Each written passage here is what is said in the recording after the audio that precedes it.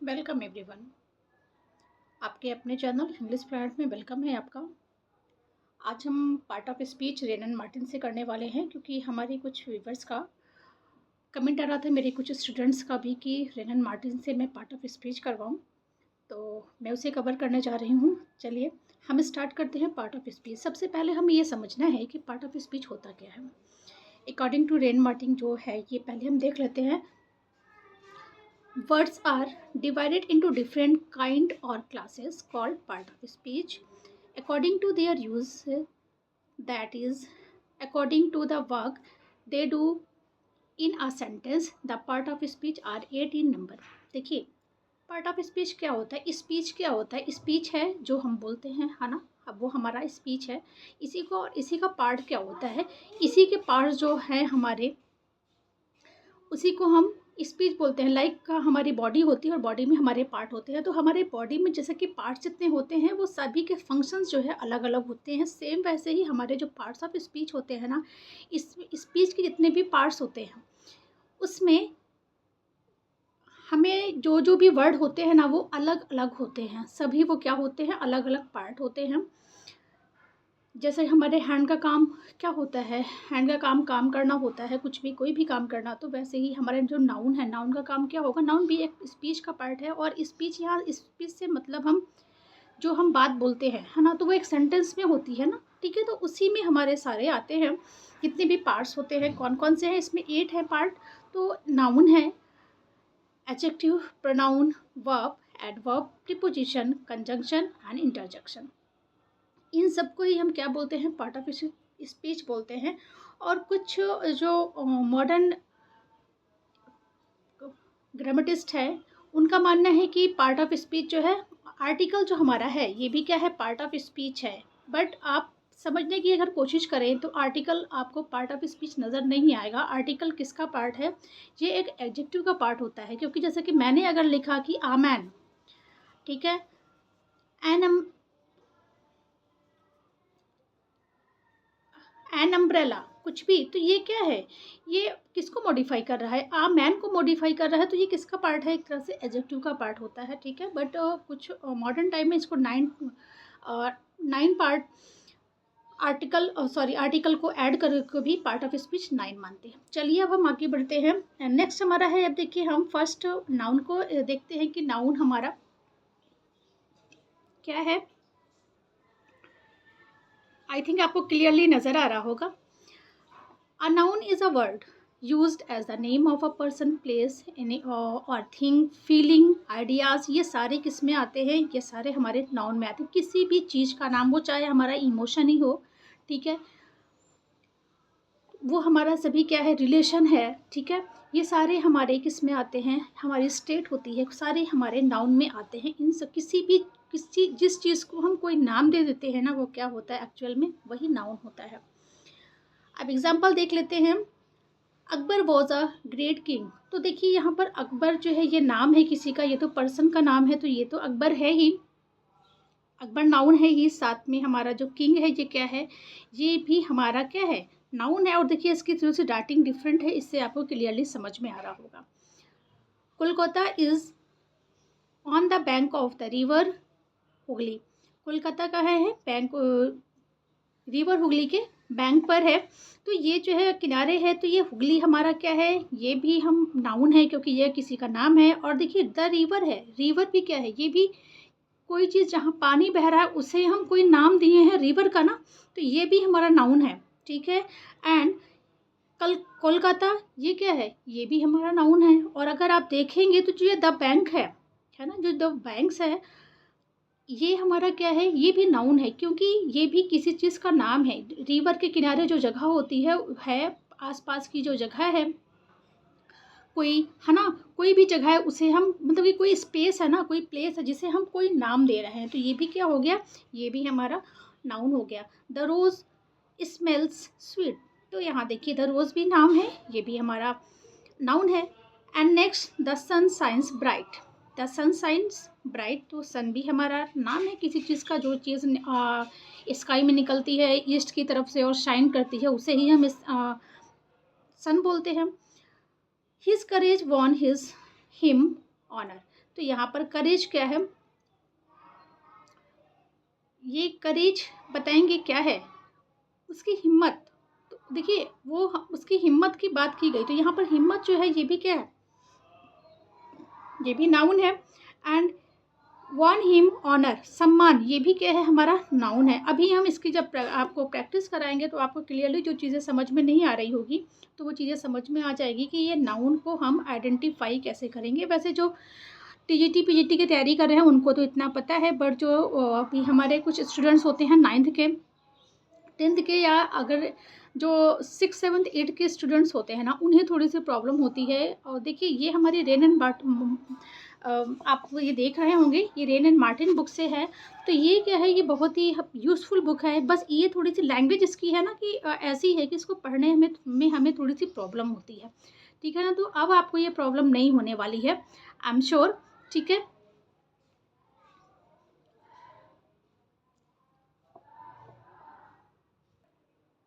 देखिए नोट में ये भी दिया है, यहाँ नाउन में ये बस इतना बताया था कि पर्सन प्लेस एनिमल और थिंग। एंड नोट में देखिए आपको मिल रहा है कि जो मैंने अभी आपको बताया है, the word things include first all object that we can see hear taste और टच और smell, and second something that we can think of but can not perceive by the sense. ये भी क्या होता है हमारा, ये भी जो भी चीज़ें हम देख सकते हैं, सुन सकते हैं, टेस्ट कर सकते हैं और टेस्ट कर सकते हैं, टच और स्मेल कर सकते हैं, वो भी क्या होता है, नाउन है। और सेकंड क्या है, जिन चीज़ों को हम क्या कर सकते हैं, हम थिंक कर सकते हैं, बस उन्हें जो है परसीव नहीं कर सकते हैं बाय द सेंस, वो भी हमारा क्या होता है, वो भी नाउन है। सेकंड देखते हैं, एन एडजेक्टिव है। एडजेक्टिव क्या होता है, an adjective is a word use to add something to the meaning of a noun. ये क्या करता है, एडजेक्टिव का काम क्या होता है कि ये जो है नाउन के मीनिंग में कुछ ऐड कर देता है, इस नाउन के बारे में हमें एडिशनल जानकारी देता है, या तो हम ये भी बोल सकते हैं कि नाउन को मॉडिफाई करता है। जैसे कि अभी मैं एग्जांपल में आपको समझा, मॉडिफाई या डिस्क्राइब भी हम बोल सकते हैं। अगर ये पेंसिल से आपको क्लियर समझ में नहीं आ रहा होगा, इधर मैंने लिखा है तो आप बताइएगा, मैं इसको पेन से कर दूंगी, ठीक है। तो ये हमारा जो एडिशनल इंफॉर्मेशन होता है नाउन के बारे में, या कुछ हम नाउन की मीनिंग में ऐड कर देते हैं हम समझने के लिए नाउन को, उसे ही हम बोलते हैं एडजेक्टिव। सिंपल सा हम बोलें तो जो एडजेक्टिव होता है, ये लैंग्वेज होती है ना रेन एंड मार्टिन की, बस इसी में लोगों को प्रॉब्लम होती है। अदरवाइज़ ये बुक बहुत अच्छी है, बहुत ज़्यादा अच्छी है। आप सबने सुना होगा, जहाँ कहीं भी आप स्कूल गोइंग स्टूडेंट है, अगर 9 to 12 के, तब भी आपने रेन मार्टिन का नाम सुना होगा, और प्रिपरेशन वाले हैं तब भी। तो ये जो बुक है, ये जो हमारा एडजेक्टिव है, ये क्या करता है, ये नाउन के बारे में हमें एडिशनल इन्फॉर्मेशन देता है, या नाउन के बारे में हमें कुछ बताता है, उसे ही हम एडजेक्टिव बोलते हैं। और बच्चों इसे एडजेक्टिव नहीं बोलते हैं, ये ध्यान रखिएगा। यहाँ पर डी साइलेंट होता है, कभी भी जे से पहले डी आता है तो डी साइलेंट होता है, इसे हम एडजेक्टिव बोलते हैं। अंडरस्टूड। अब यहाँ हम एग्जाम्पल देख लेते हैं, he is a brave boy. तो यहाँ देखिए, अगर हमने इसको ब्रेव को नहीं देखे, हम बोले ही इज़ अ बॉय, तो ये बॉय है ना, तो इसकी मीनिंग में हमने क्या किया, कुछ ऐड कर दिया बॉय की मीनिंग को समझने के लिए ना। कुछ बॉय को ब्रेव बॉय, बॉय तो सिंपल बॉय था, और बॉय, अब ब्रेव बॉय का मतलब कि लड़का, बॉय एक बहादुर लड़का है। तो ये ही हमारा जो, ये देखिए हमने क्या किया, बॉय की मीनिंग में कुछ और जो है क्या किया, ऐड कर दिया। बॉय बताया जा रहा है कि ब्रेव है, बॉय तो बॉय होता है बट ब्रेव है, ठीक है। तो यही जो ब्रेव है, यही हमारा क्या है, एडजेक्टिव है। और मोस्टली ये क्या होता है, नाउन से पहले ही आता है, ये भी ध्यान रखिएगा। And next is, there is 20 boys in this class. तो देखिए यहाँ पर जो 20 बॉयज़ हैं, ये भी किसको, 20 किसको मॉडिफाई कर रहा है, बॉय के बारे में बता रहा है, बॉयज़ के बारे में।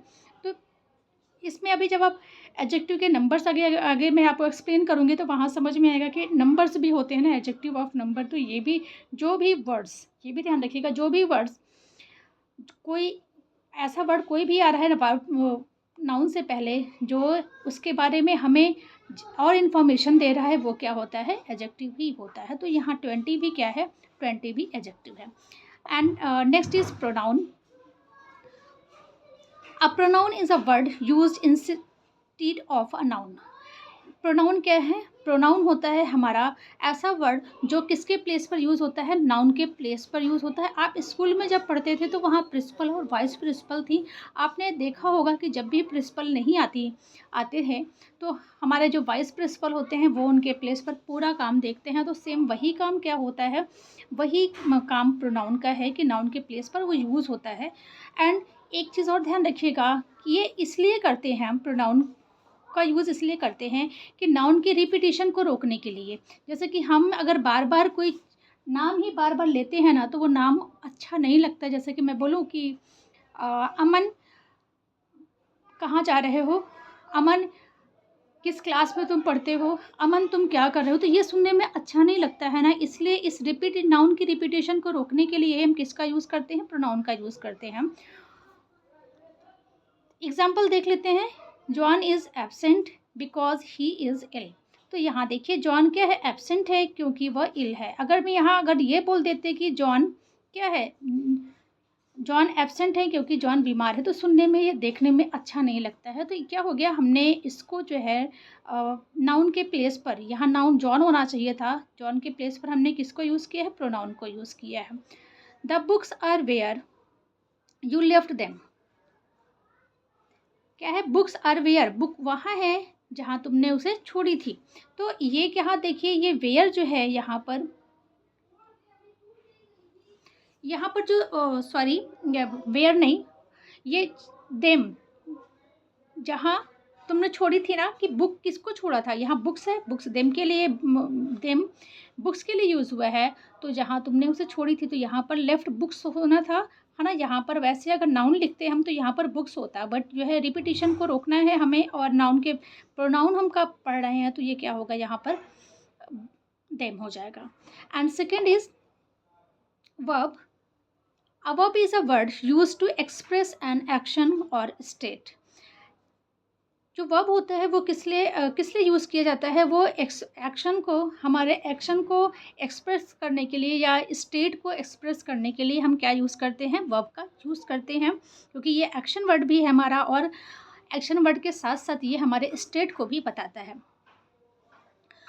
एग्जाम्पल देख लेते हैं। The girl wrote a letter to her cousin.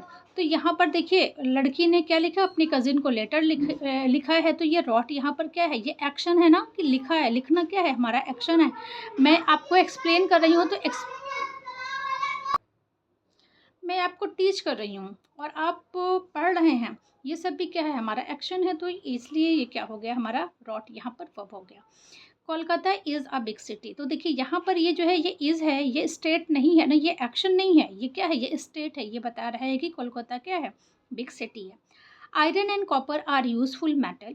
Iron and copper क्या है? यूज़फुल मेटल्स हैं। तो यहाँ पर जो आर है ये क्या है? ये भी स्टेट के बारे में बता रहा है। तो ये भी हमारा क्या होगा? ये भी वर्ब है। एंड नेक्स्ट देखते हैं हम adverb. An adverb is a word used to add something to the meaning of a verb, an adjective or another adverb. देखिए अभी हमने एडजेक्टिव का पढ़ा था, तो जो एडजेक्टिव हमने पढ़ा है उसमें हमने देखा कि जो नाउन के मीनिंग में हम कुछ ऐड करते हैं समथिंग, उसे हम बोलते हैं एडजेक्टिव। बट एडवर्ब क्या है? Add something to meaning of a verb, adjective and another और अनदर एडवर्ब। तो इसमें क्या है कि हाँ, जो एडवर्ब होता है वो हमें एडिशनल इंफॉर्मेशन देता है।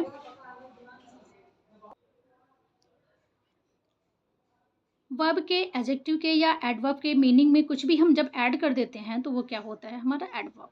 और एडवर्ब हो गया। एडवर्ब क्या है? आप इस तरह भी समझ सकते हैं कि हमें वर्ब के बारे में, एडजेक्टिव के बारे में या एडवर्ब के बारे में हमें जो भी एडिशनल इन्फॉर्मेशन मिलती है, या जो वर्ड हमें वर्ब, एडजेक्टिव या एडवर्ब के बारे में, जो सेंटेंस में अनदर एडवर्ब आया होता है उसके बारे में कुछ भी और बताता है, एक्स्ट्रा इन्फॉर्मेशन देता है, उसे ही हम क्या बोलते हैं? उसे ही हम बोलते हैं एडवर्ब। देखिए एडवर्ब से तो समझ में आ रहा है कि जो वर्ब में ऐड हो जाए वो ऐड होता है, बट यहाँ पर एडजेक्टिव भी है और एडवर्ब भी है। ठीक है, तो आपको समझ में आ गया होगा आई थिंक, क्योंकि सभी लोग रिवाइज ही कर रहे हैं, पढ़ा सबने हैं। He worked the sum quickly. तो यहाँ पर देखिए क्विकली किसके बारे में है, ये work the sum quickly, quickly किसके बारे में है, यहाँ पर हम आप वर्ब के बारे में मॉडिफाई किया जा रहा है।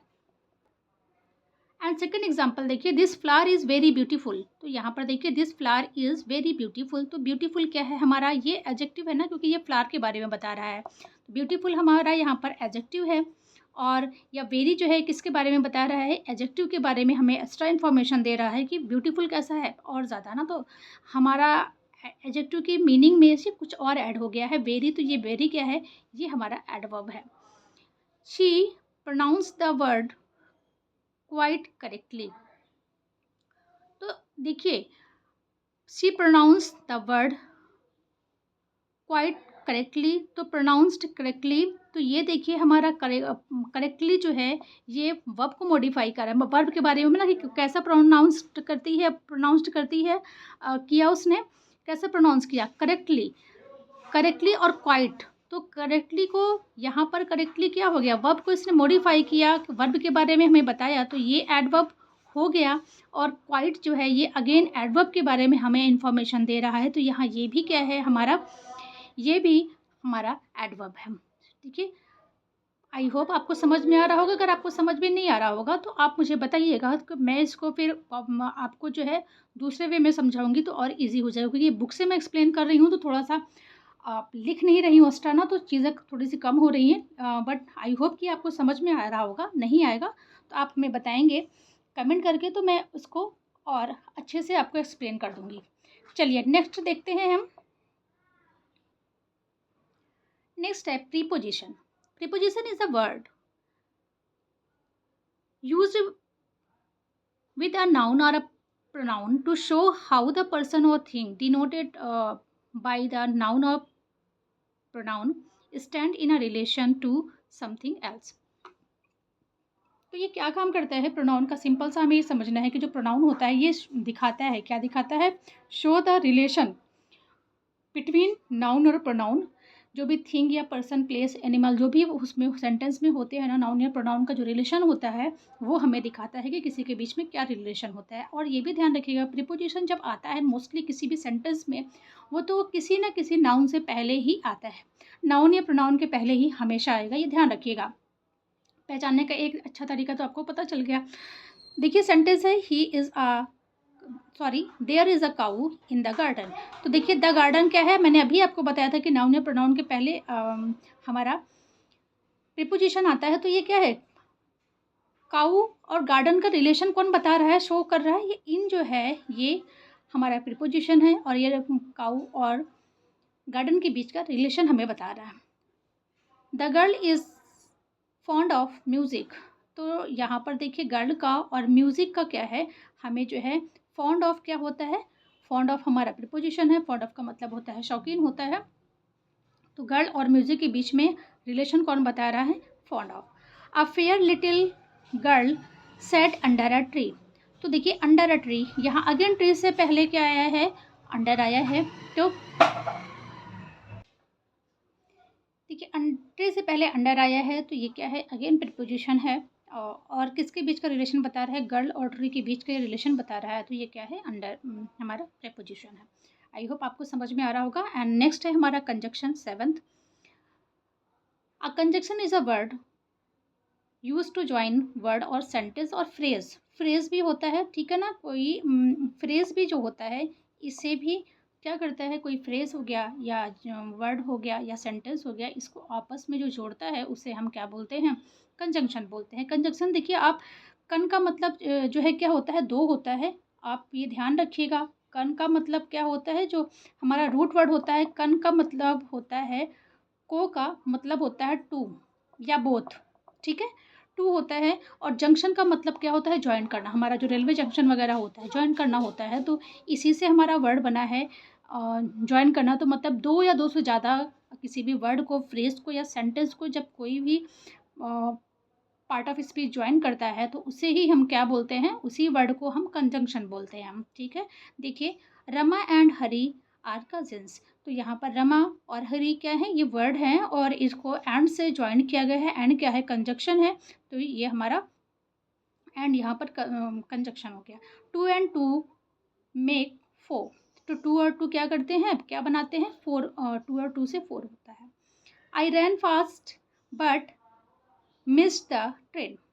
मैं तेज़ दौड़ा लेकिन ट्रेन क्या हो गई, मिस हो गई। तो यहाँ पर देखिए ये जो है एक फ्रेज़ ये है और एक हमारा जो है